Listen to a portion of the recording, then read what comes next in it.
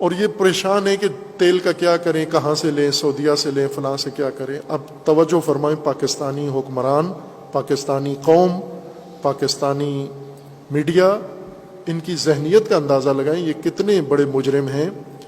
ایران میں اس وقت پڑوس زیرو باؤنڈری پہ ایران ہے، ایران کی گیس اور تیل لائن پاکستان کے بارڈر پہ پہنچی ہوئی ہے، معاہدہ بھی ہے موجود کہ ایران سے تیل اور گیس لیں گے، لیکن نہیں لے رہے۔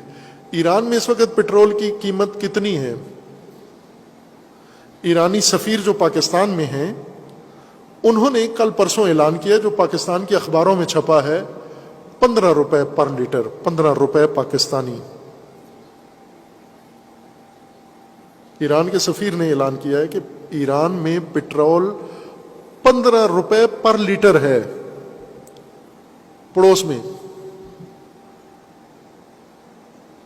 ادھر 300 روپے بھی لے گئے ہیں، اور پریشان ہے کہ پٹرول کہاں سے لیں ہم۔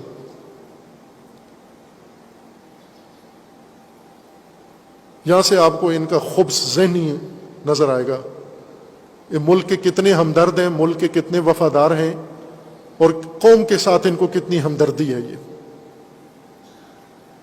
آزاد ڈپلومیسی کے نعرے لگاتے ہیں آپ، قوم کے دشمن ہو تم، اگر 15 روپے وہ ان کے اپنا ہے، 15 روپے لیٹر ہے، آپ کو 50 روپے لیٹر بھی دیں پھر بھی آپ 100 روپے لیٹر دیں پھر بھی آپ اپنے ملک کے لیے بچا سکتے ہو۔